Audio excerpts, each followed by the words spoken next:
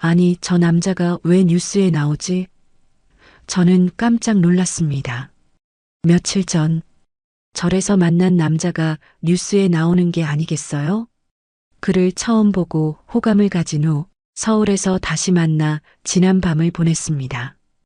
그런데 다음날 갑자기 사라지더니 며칠 후 전혀 예상치 못한 일로 TV에 나오는 게 아니겠어요?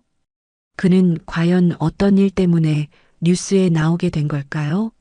이야기 시작하기 전 좋아요와 구독 알림 설정 눌러주시고 댓글 남겨주시면 여러분에게 따뜻한 행운이 찾아갑니다. 저는 정미선, 올해 65세입니다. 국어 교사로 35년을 일하다 은퇴한 지 벌써 3년이 흘렀죠. 남편이 세상을 떠난 건 7년 전이었습니다. 그 이후로 저는 혼자였어요. 아이들은 모두 각자 가정을 꾸리고 떠났고 넓은 집에는 저 혼자만 덩그러니 남았습니다. 처음엔 괜찮다고 생각했어요. 하지만 시간이 지날수록 집안의 적막함이 저를 짓눌렀죠. TV 소리가 사람 목소리보다 익숙해진 건 언제부터였을까요? 매일 반복되는 일상이었습니다. 아침에 일어나 혼자 밥을 먹고 마트에 장을 보러 가고 집에 돌아와 TV를 보다가 잠들고 그렇게 하루하루가 흘러갔어요. 친구들과의 만남도 점점 줄어들었습니다. 뭔가 말할 이야기가 없다는 생각이 들었거든요. 그러던 어느 날 고등학교 동창인 순이가 전화를 걸어왔습니다. 미선아, 너 요즘 어떻게 지내니? 집에만 있지 말고 나와서 사람들이랑 어울려야지. 순이는 늘 저보다 활동적이었어요. 지리산 자락에 있는 절에서 템플스테이를 하는데 같이 가자. 처음엔 거절했습니다. 절이라니 저는 특별히 종교적인 사람도 아니었고 모르는 사람들과 며칠을 함께 보낸다는 것도 부담스러웠거든요. 하지만 순이가 계속 설득했습니다. 그냥 휴식한다고 생각해. 산 좋고 공기 좋은 곳에서 며칠 쉬어가자. 결국 저는 순이의 손에 이끌려 지리산 자락의 작은 절로 향했습니다. 버스를 타고 구불구불한 산길을 올라가는 동안 창밖으로 보이는 풍경이 점점 달라졌어요. 도시의 소음과 매연이 사라지고 그 자리에 맑은 공기와 푸른 산이 들어왔습니다. 절에 도착했을 때는 이미 해가 기울어 있었습니다. 스님께서 나와 맞아주시고 간단한 오리엔테이션을 받았어요. 저녁 공양을 마치고 자유시간이 되자 저는 혼자 절 마당으로 나왔습니다. 순이는 다른 사람들과 이야기를 나누고 있었지만 저는 아직 낯선 사람들과 어울리기가 어색했거든요. 마당 한쪽에 놓인 나무 벤치에 앉아 밤하늘을 올려다봤습니다. 서울에서는 볼 수 없었던 별들이 총총히 박혀 있었어요. 오래간만에 느끼는 고요함이었습니다. 집에서 느끼는 적막함과는 다른 평화로운 정적이었죠. 그때 누군가가 저 옆에 조용히 앉았습니다.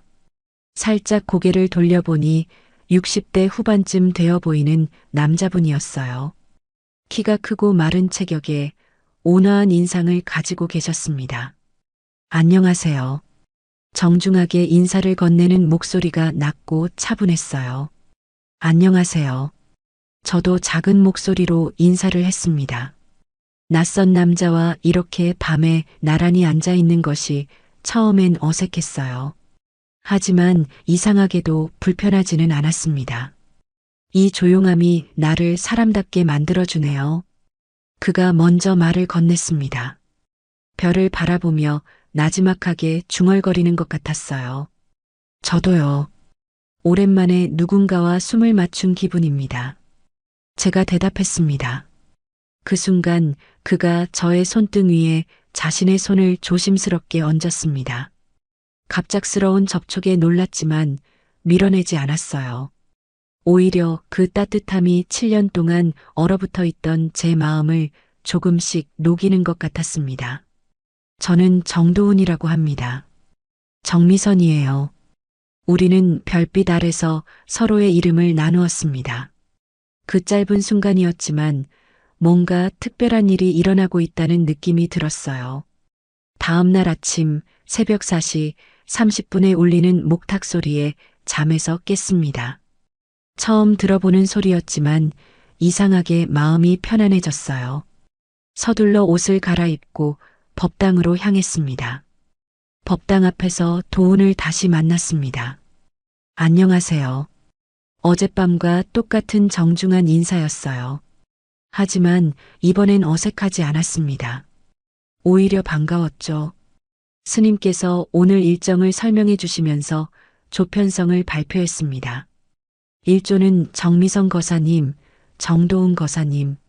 제 이름 다음에 도훈의 이름이 불렸을 때 가슴이 조금 뛰었어요. 우연일까요? 아니면 운명일까요?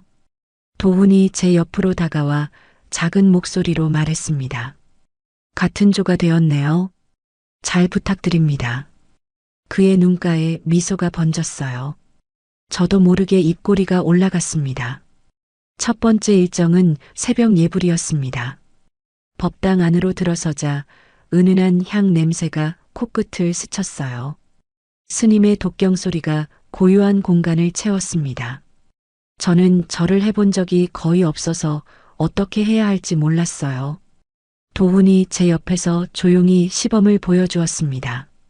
손의 위치, 허리를 굽히는 각도, 일어나는 타이밍까지 말로 설명하지 않고도 그의 움직임을 따라하면 되었어요. 마치 오랫동안 함께 해온 것처럼 자연스러웠습니다. 예불이 끝나고 아침 공양 시간이 되었습니다. 절의 식사는 무건으로 하는 것이 원칙이었어요. 처음엔 답답했지만 시간이 지나면서 이상한 평화로움을 느꼈습니다. 말을 하지 않으니 오히려 상대방을 더 세심하게 관찰하게 되었거든요. 도훈은 밥을 먹는 것도 조심스럽고 정중했습니다. 숟가락을 들어 올리는 속도, 씹는 소리 하나까지 배려가 담겨 있었어요. 저도 모르게 그의 리듬에 맞춰 식사를 했습니다. 이상하게도 그렇게 먹으니 음식 맛이 더 깊게 느껴졌어요. 식사를 마치고 설거지를 할 때였습니다.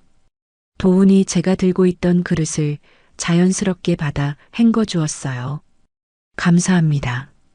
작은 목소리로 말했을 때 그가 고개를 끄덕이며 미소 지었습니다. 그 순간 뭔가 따뜻한 기운이 가슴을 스쳤어요.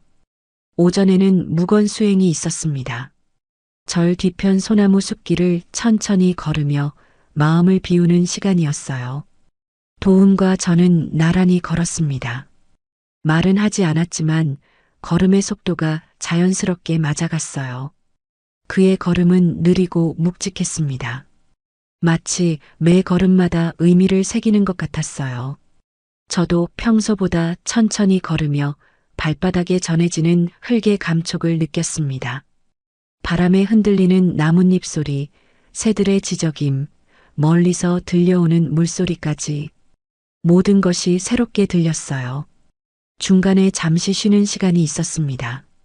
숲속 평상에 앉아 물을 마시는데 도훈이 저를 바라보며 작은 목소리로 물었습니다. 어떠세요? 힘들지 않으신가요? 걱정스러운 표정이었어요. 괜찮습니다. 오히려 마음이 편해지는 것 같아요. 제가 대답하자 그의 얼굴에 안도의 표정이 스쳤습니다. 저도 그래요. 여기 오면 마음이 정화되는 기분입니다. 오후에는 울력이라는 공동 작업 시간이 있었습니다. 절 마당을 청소하고 화단을 정리하는 일이었어요. 도훈과 저는 함께 낙엽을 모으는 일을 맡았습니다. 도훈은 이곳 자원봉사자라고 했습니다. 한 달에 두세 번 정도 와서 이런 일들을 도와드려요. 처음엔 그냥 마음의 평안을 찾기 위해 시작했는데 이제는 이곳이 제게 꼭 필요한 곳이 되었습니다. 그의 말에서 뭔가 깊은 사연이 있다는 느낌이 들었어요. 하지만 더 묻지는 않았습니다. 대신 저도 제 이야기를 조금 했어요. 저는 남편을 잃고 혼자 지낸 지 7년이 되었습니다. 매일이 똑같아서 때로는 숨이 막힐 것 같았어요. 도훈이 낙엽을 모으던 손을 잠시 멈추고 저를 바라봤습니다. 그의 눈에서 깊은 공감이 느껴졌어요.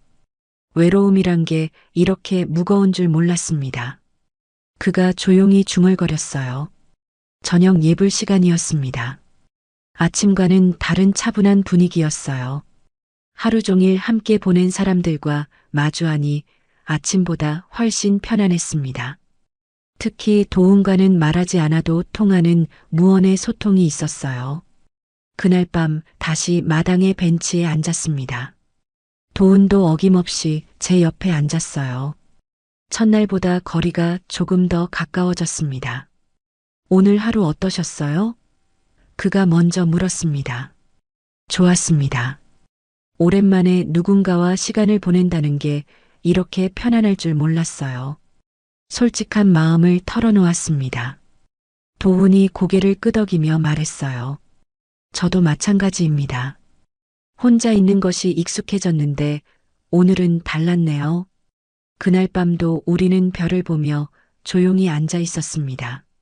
말은 많지 않았지만 서로의 존재만으로도 충분히 따뜻했어요. 셋째 날이 되자 도훈과 저 사이에는 이상한 편안함이 자리 잡았습니다. 말하지 않아도 서로의 마음을 읽을 수 있을 것 같았어요. 하지만 동시에 뭔가 더 깊은 이야기를 나누고 싶다는 갈증도 생겼죠. 저녁 예불을 마치고 자유시간이 되었습니다. 다른 사람들은 차담을 나누거나 일찍 잠자리에 들었어요. 도훈이 저에게 조심스럽게 다가왔습니다. 혹시 산책하실래요?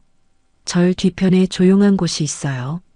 절 뒤뜰로 향하는 길은 어둠 속에서도 신비로웠습니다. 달빛이 소나무 사이로 스며들어 은은한 빛을 만들어냈어요. 도훈이 앞서 걸으며 길을 안내했습니다. 그의 뒷모습에서 뭔가 무거운 짐을 지고 있다는 느낌이 들었어요. 뒤뜰 끝자락에 작은 정자가 있었습니다. 나무로 만든 소박한 정자였지만 주변을 둘러싼 대나무 숲이 운치를 더했어요. 여기서 잠시 쉬어가면 어떨까요? 도훈이 정자 안으로 저를 이끌었습니다. 정자 안은 더욱 고요했습니다. 대나무가 바람에 흔들리는 소리만 살랑살랑 들렸어요. 우리는 마주 앉았습니다. 처음엔 아무 말도 하지 않고 그냥 밤의 정적을 느꼈어요. 정미선 씨, 도훈이 먼저 입을 열었습니다. 목소리에 떨림이 있었어요. 제가 왜 이곳에 자주 오는지 말씀드려도 될까요? 그의 눈빛이 진지했습니다. 뭔가 중요한 이야기를 하려는 것 같았어요. 물론이죠.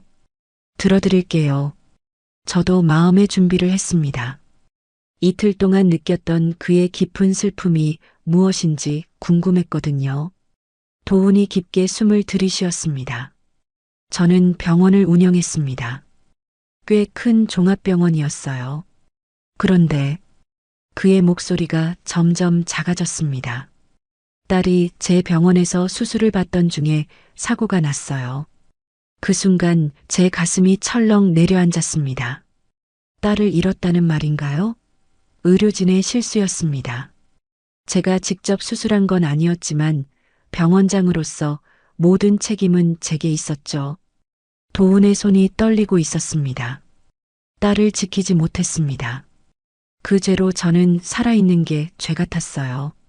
병원을 그만두고 사람들을 피해 살았습니다. 여기 오는 것만이 유일한 위로였어요. 저는 할 말을 잃었습니다. 어떤 위로도 그의 아픔을 달래줄 수 없을 것 같았어요. 대신 제 손을 조심스럽게 그의 손 위에 올려놓았습니다. 그의 떨림이 제게도 전해졌어요. 저도 이야기해도 될까요? 제가 입을 열었습니다. 도훈이 고개를 들어 저를 바라봤어요. 저는 매일 이대로 늙어만 가는 게 두려웠어요. 남편이 떠난 후 7년 동안 저는 그냥 시간만 보내며 살았습니다. 제 목소리도 떨렸습니다. 아무도 저를 필요로 하지 않는 것 같았어요. 아이들은 자신들의 삶이 있고 친구들도 점점 멀어지고 저는 그냥 늙어가기만 하는 무용한 사람이 된 기분이었어요. 도훈이 제 말을 조용히 들어주었습니다. 그의 눈에 깊은 공감이 담겨 있었어요. 혼자 있는 시간이 길어질수록 자책만 늘어갔어요. 뭔가 잘못 살아온 것 같고 이제 와서 무엇을 할 수 있을까 하는 절망감이 컸습니다. 우리는 서로의 상처를 털어놓으며 조용히 울었습니다. 눈물이 나오는 것도 오랜만이었어요. 그동안 꾹꾹 눌러담아 두었던 감정들이 쏟아져 나왔습니다. 도훈이 조심스럽게 제 어깨에 손을 올렸습니다. 울어도 괜찮습니다.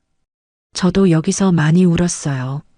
그의 따뜻한 위로에 더 많은 눈물이 흘렀어요. 어느새 저는 도훈의 어깨에 조심스럽게 기대어 있었습니다. 그도 저에게 의지하고 있었어요.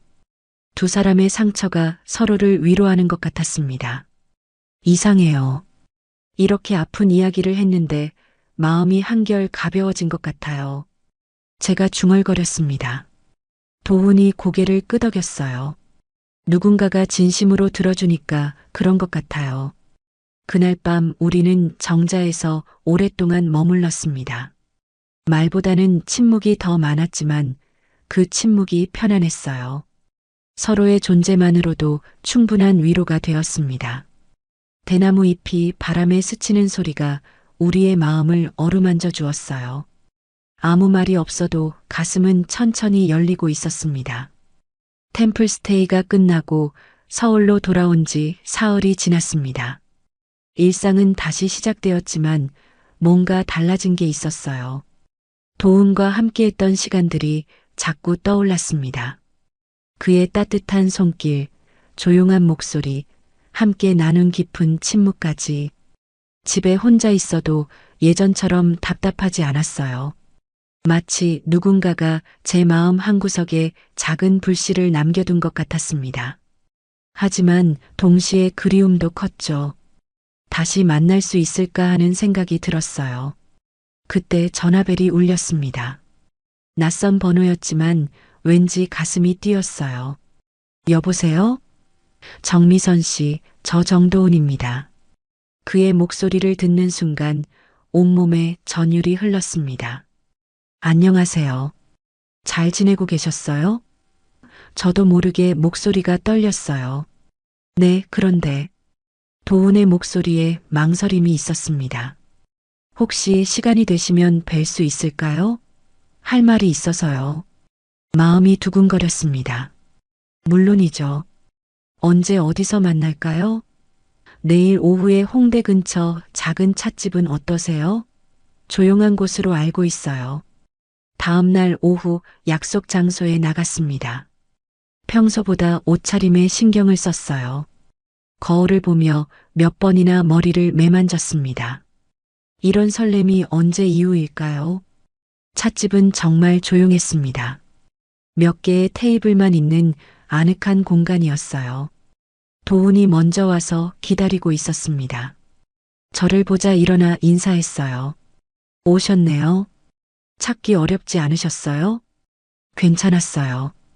그와 마주 앉으니 절에서와는 다른 느낌이었습니다. 도시의 소음 속에서도 그만은 여전히 고요했어요. 차를 주문하고 잠시 침묵이 흘렀습니다. 그날 이후 계속 생각이 났어요. 도훈이 먼저 말했습니다. 눈을 피하지 않고 제 얼굴을 똑바로 바라봤어요. 정미선 씨와 함께했던 시간들 말입니다. 제 얼굴이 뜨거워졌습니다. 저도 그랬어요. 집에 있으면서도 자꾸 그때가 떠올랐어요. 솔직한 마음을 털어놨습니다. 그날 이후 숨쉬는 법을 잊지 않게 됐습니다. 도훈의 목소리에 진심이 담겨 있었어요. 7년 동안 그냥 살아만 있었는데 처음으로 살아있다는 걸 느꼈어요. 그의 말에 가슴이 벅차올랐습니다. 저도 마찬가지예요. 오랫동안 멈춰있던 시간이 다시 흐르는 것 같았어요. 우리는 차를 마시며 템플스테이에서의 이야기를 나눴습니다. 그때는 미처 하지 못했던 이야기들도 했어요. 시간이 어떻게 흘렀는지 모르겠더라고요. 시간이 늦었네요. 도훈이 시계를 보며 말했습니다. 혹시 괜찮으시다면 그가 망설이며 말을 이었어요. 제가 준비한 곳이 있어요. 조용히 이야기할 수 있는 곳이요. 제 마음도 같았습니다. 이렇게 헤어지고 싶지 않았어요. 좋아요. 도훈이 안내한 곳은 작은 게스트하우스였습니다. 깔끔하고 조용한 곳이었어요. 방은 작았지만 따뜻한 느낌이었습니다. 창밖으로 서울의 야경이 보였어요. 앉으세요. 도훈이 작은 소파를 가리켰습니다. 저는 조금 떨리는 마음으로 앉았어요. 그도 제 옆에 앉았습니다. 절에서보다 훨씬 가까운 거리였죠. 이상해요. 긴장되면서도 편안해요. 제가 중얼거렸습니다. 도훈이 제 손을 조심스럽게 잡았어요. 저도 그래요.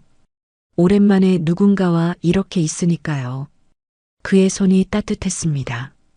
7년 동안 이런 따뜻함을 느끼지 못했어요. 도훈이 제 어깨에 조심스럽게 기대었습니다. 괜찮을까요? 괜찮아요. 창밖의 도시 불빛이 커튼 사이로 스며들었습니다. 우리는 말없이 서로에게 기대어 앉아 있었어요. 오래 잠들어 있던 감정들이 천천히 깨어나는 것 같았습니다. 도훈의 숨결이 제 목덜미에 닿았습니다. 그 따뜻함에 온몸이 떨렸어요. 미선 씨. 그가 제 이름을 부르는 목소리가 달달했습니다. 그날 밤은 그 어떤 말보다 깊었습니다. 그 어떤 위로보다 따뜻한 숨결이었어요. 두 사람의 외로움이 서로를 감싸 안은 밤이었습니다. 도훈과 함께했던 그날 밤 이후 제 일상은 완전히 달라졌습니다. 매일 아침이 설레었어요. 거울을 보며 미소 짓는 제 모습이 낯설면서도 기분 좋았죠. 7년 만에 처음으로 살아있다는 느낌이었습니다. 도훈에게서 간간히 문자가 왔어요. 오늘도 좋은 하루 되세요. 날씨가 쌀쌀하니 감기 조심하세요.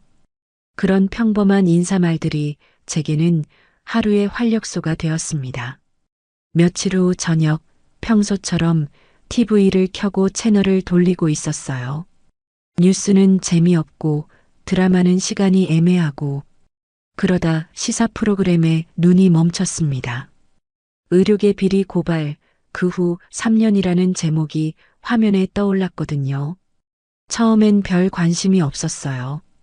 요즘 이런 비리 이야기가 워낙 많으니까요. 하지만 프로그램이 진행되면서 점점 집중하게 됐습니다. 의료재단 내부 비리를 폭로한 병원장 출신의 제보자라는 멘트가 나왔을 때였죠. 갑자기 가슴이 두근거렸습니다. 뭔가 불길한 예감이 들었어요. 그리고 화면에 한 남자의 모습이 나타났을 때 저는 숨을 멈췄습니다. 도훈이었거든요. 정도훈 전 세명병원 병원장은 3년 전 자신이 근무하던 병원의 횡령과 의료장비, 리베이트 비리를 내부 고발했습니다. 아나운서의 목소리가 들렸지만 머릿속이 하얗게 변했어요. 화면 속 도훈은 지금과는 다른 모습이었습니다. 정장을 입고 기자들 앞에서 기자회견을 하고 있었어요. 저는 더 이상 침묵할 수 없었습니다. 환자들을 위해 써야 할 돈이 개인의 이익을 위해 빠져나가는 것을 그냥 볼 수만은 없었습니다. 프로그램은 당시 상황을 자세히 보도했습니다. 도훈이 고발한 비리는 상당한 규모였어요. 병원 고위층들이 의료장비 구매 과정에서 리베이트를 받고 병원 운영비를 개인적으로 유용한 사건이었습니다. 하지만 내부 고발 이후 정 전 병원장은 병원을 그만두고 어디론가 자취를 감춰버렸습니다. 기자의 멘트가 이어졌어요. 현재까지도 그의 행방은 알려지지 않은 상태입니다. 화면에는 도훈을 바라보는 다양한 시각이 소개됐습니다. 의로운 고발자라고 평가하는 사람들도 있었고, 책임을 지지 않고 도망친 회피자라고 비난하는 목소리도 있었어요. 저는 리모컨을 쥔 손이 떨렸습니다. 도훈이 절에서 했던 말들이 떠올랐어요. 딸을 지키지 못했습니다라고 했던 그 말이 사실이 아니었던 건가요? 아니면 제가 잘못 이해한 걸까요? 프로그램이 끝날 때까지 저는 화면을 뚫어져라 쳐다봤습니다. 도훈의 과거가 이런 것이었다니. 내부 고발이라는 게 얼마나 어려운 결정인지 알고 있었어요. 하지만 왜 저에게는 말하지 않았을까요? 머릿속이 복잡했습니다. 도훈과 함께했던 시간들이 주마등처럼 스쳐갔어요. 그의 조심스러운 말투, 깊은 눈빛, 무거운 침묵들, 모든 것이 이제는 다르게 느껴졌습니다. TV를 끄고 소파에 깊숙이 몸을 맡겼어요. 그 사람은 왜 나에게 그걸 말하지 않았을까? 혼자 중얼거렸습니다. 화가 난 건 아니었어요. 오히려 궁금했습니다. 무엇이 그를 그렇게 무겁게 만들었는지, 왜 혼자 그 모든 걸 감당하려 했는지. 도훈에게 전화를 걸어볼까 생각했지만 뭐라고 말해야 할지 몰랐어요. 뉴스 봤다고 하면 너무 직접적이고 왜 말하지 않았냐고 하면 비난하는 것 같았거든요. 그날 밤 잠을 이룰 수 없었습니다. 도훈의 진짜 이야기가 무엇인지, 그가 지금 어떤 마음으로 살고 있는지 계속 궁금했어요. 내부 고발 후 3년 동안 혼자 견뎌온 그 시간들이 얼마나 외로웠을까 생각하니 가슴이 아팠습니다. 시사 프로그램을 본 후 며칠이 지났지만 도훈에게서는 연락이 없었습니다. 저도 먼저 연락하기가 어려웠어요. 뭐라고 말해야 할지, 어떤 표정으로 그를 바라봐야 할지 모르겠더라고요. 결국 지리산 절에 전화를 걸었습니다. 안녕하세요. 며칠 전 템플스테이에 참여했던 정미선입니다. 스님의 목소리가 반갑게 들렸어요. 아, 네. 안녕하세요. 혹시 정도훈이라는 분 연락처를 알 수 있을까요? 자원봉사를 하신다고 들었는데 망설이며 물어봤습니다. 죄송합니다. 개인정보상 알려드릴 수는 없습니다. 예상했던 답변이었지만 마음이 답답했어요. 그럼 제가 편지를 쓰면 전해주실 수 있나요? 그 정도는 가능합니다. 보내주시면 다음에 오실 때 전해드리겠습니다. 편지를 쓰려고 책상에 앉았지만 첫 줄부터 막혔습니다. 뉴스를 봤다고 하면 너무 직접적이고 왜 말하지 않았느냐고 하면 비난하는 것 같았어요. 결국 며칠째 빈 편지지만 바라보고 있었습니다. 그런데 일주일 후 뜻밖의 소포가 도착했습니다. 발신지를 보니 지리산 절이었어요. 가슴이 두근거렸습니다. 혹시 도훈에게서 온 건 아닐까요? 서둘러 포장을 뜯어보니 작은 편지 봉투와 함께 절에서 만든 차 한 봉지가 들어 있었습니다. 편지 봉투를 열어보니 도훈의 단정한 손글씨였어요. 정성스럽게 쓴 글자 하나하나에서 그의 마음이 느껴졌습니다. 미선 씨께 아마 제 이야기를 들으셨을 것입니다. 편지는 이렇게 시작됐어요. 놀라셨을 거예요. 처음부터 말씀드렸어야 했는데 용기가 나지 않았습니다. 손이 떨려서 편지를 제대로 잡기도 어려웠어요. 저는 두려웠습니다. 제 이야기를 알게 된 당신이 등을 돌릴까 봐서요. 3년 동안 저는 누구에게도 진실을 말하지 못했습니다. 도훈의 솔직한 마음이 글자 하나하나에 담겨 있었습니다. 고발을 한 것은 옳은 일이었다고 생각합니다. 하지만 그 후의 시간들은 너무 외로웠어요. 사람들은 저를 영웅이라고도 하고 배신자라고도 했습니다. 편지를 읽어가면서 가슴이 아팠어요. 하지만 무엇보다 힘들었던 건 제가 한 일이 정말 옳은 것이었는지 확신할 수 없었다는 점입니다. 밤마다 자책하며 살았어요. 그런데 미선 씨를 만나고 모든 게 달라졌습니다. 이 부분에서 눈물이 나기 시작했어요. 당신 앞에서는 처음으로 인간으로 숨을 쉴 수 있었습니다. 고발자도 배신자도 영웅도 아닌 그냥 한 사람으로서 말이에요. 편지는 계속 이어졌습니다. 당신과 함께 있을 때만은 과거의 무게를 잠시 내려놓을 수 있었어요. 당신의 따뜻한 시선이 저에게는 구원이었습니다. 당신 덕분에 저는 죄인이 아닌 사람으로 다시 살아갈 용기를 얻었습니다. 이 문장을 읽을 때 목이 메었어요. 그가 얼마나 힘들었을지, 얼마나 외로웠을지 상상이 됐거든요. 제가 당신을 속인 건 아닙니다. 함께했던 모든 순간이 진심이었어요. 다만 제 과거가 당신에게 짐이 될까봐 말하지 못했을 뿐입니다. 편지 마지막 부분이었습니다. 만약 저를 용서하실 수 있다면 언제든 연락 주세요. 아니면 그냥 좋은 추억으로 남겨두셔도 괜찮습니다. 당신의 선택을 존중하겠습니다. 편지 끝에는 그의 핸드폰 번호가 적혀 있었어요. 추신, 절에서 만든 차입니다. 마시면서 좋은 시간들을 기억해 주세요. 편지를 다 읽고 나니 복잡했던 마음이 조금씩 정리되는 것 같았습니다. 도훈이 저를 속인 게 아니라는 걸 알 수 있었어요. 오히려 그의 아픔이 더 깊게 느껴졌습니다. 저는 편지를 가슴에 꼭 안고 한참 동안 아무 말 없이 앉아 있었습니다. 무겁던 마음이 조용히 눈물과 함께 흘러내렸어요. 그가 3년 동안 혼자 견뎌온 시간들이 얼마나 고통스러웠을까 생각하니 더 많은 눈물이 났습니다. 창밖으로 저녁 노을이 스며들고 있었어요. 그 따뜻한 빛을 받으며 저는 결심했습니다.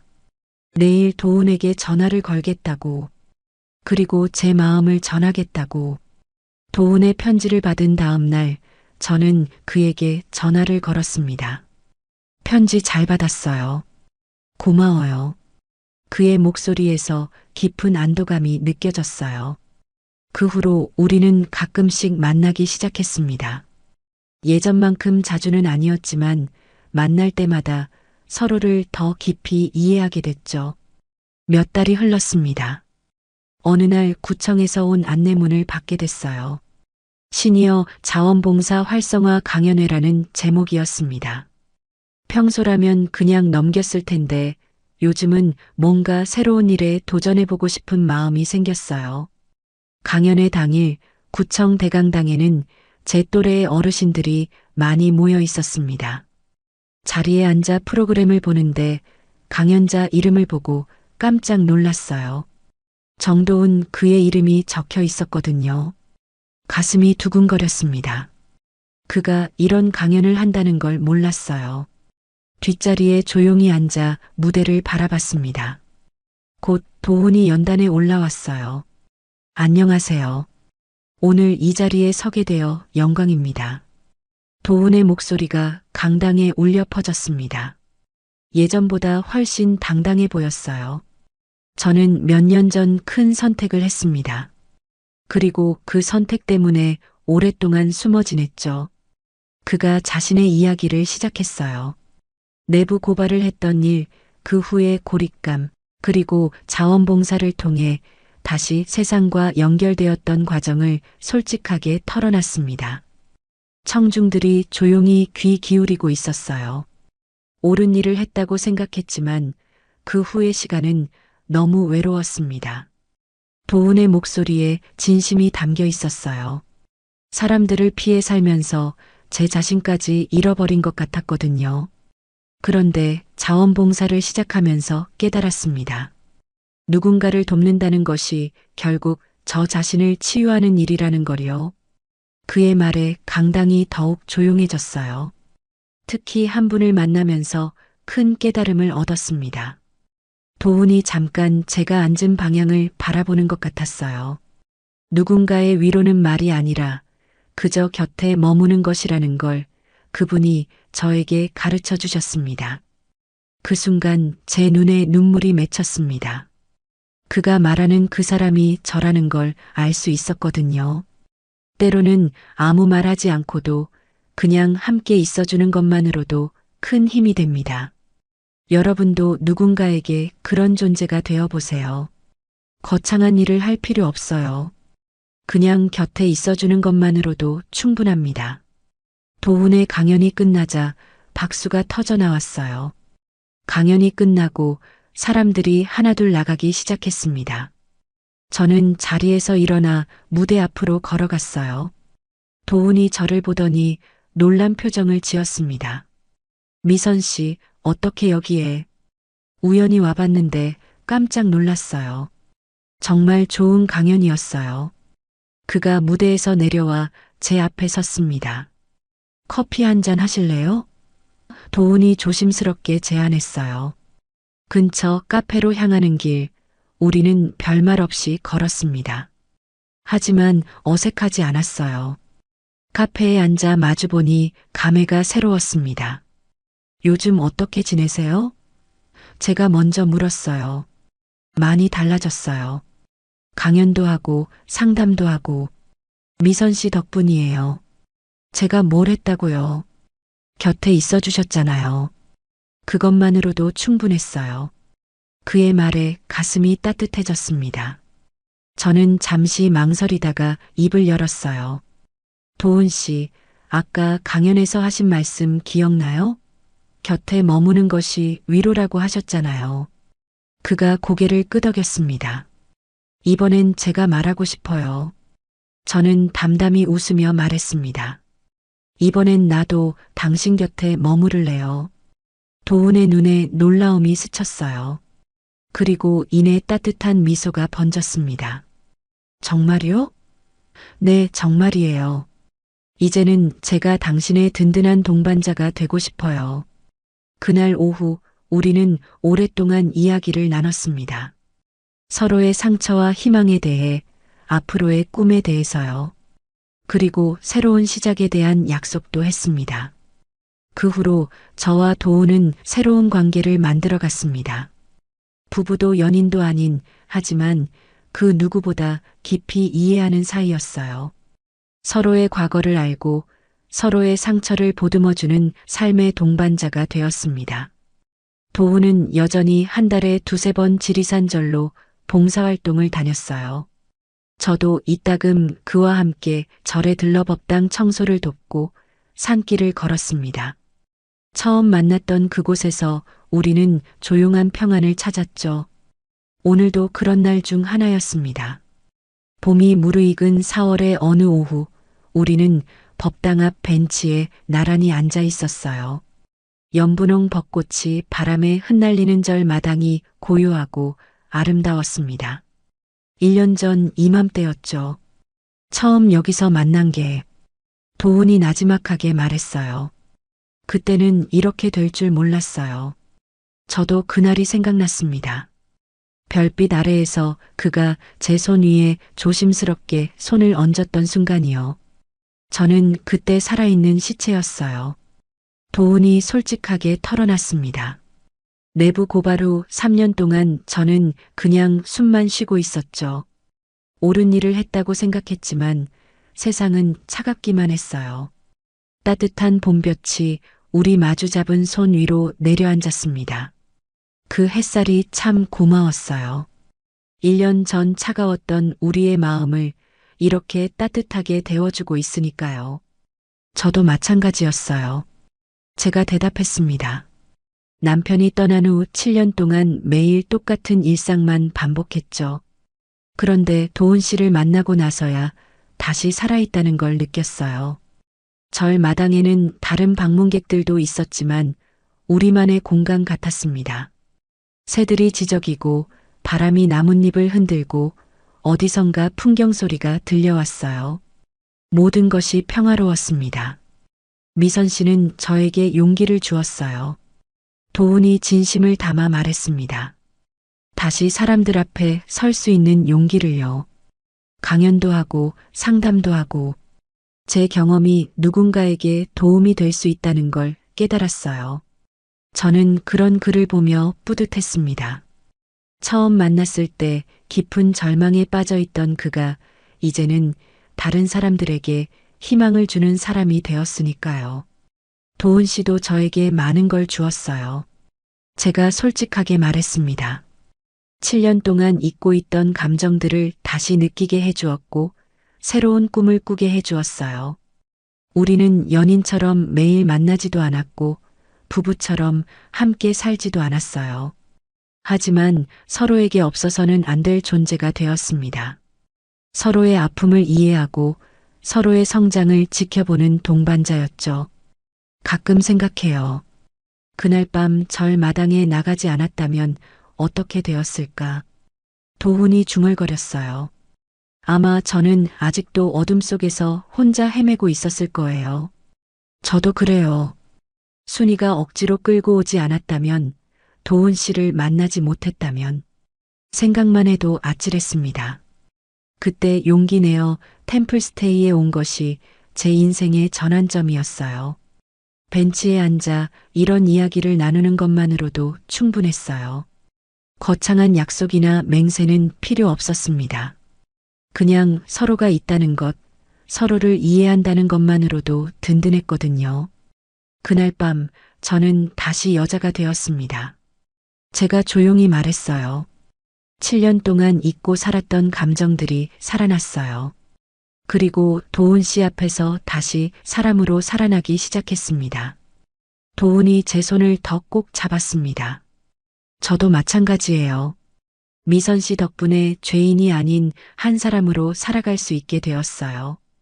해가 서쪽으로 기울어가고 있었습니다. 곧 저녁 예불 시간이 될 거예요.